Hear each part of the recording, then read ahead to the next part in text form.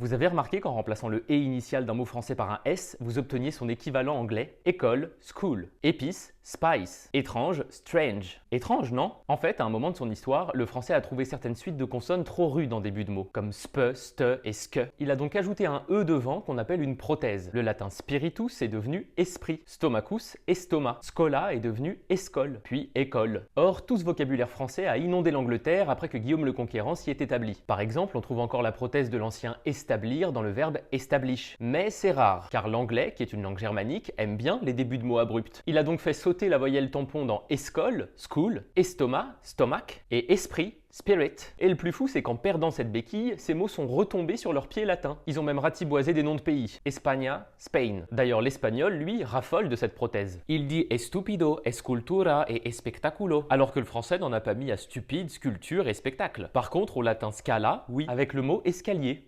Vous le voyez, c'est assez aléatoire. Mais cette prothèse est surtout apparue dans la langue parlée du quotidien. C'est d'ailleurs pour ça que le français possède souvent deux versions d'un même mot. Une version populaire avec la prothèse et une version savante, directement calquée sur le latin. Ainsi, on a école scolaire, étoile stellaire, estomac stomacal, esprit spirituel, etc. Un mélange quoi.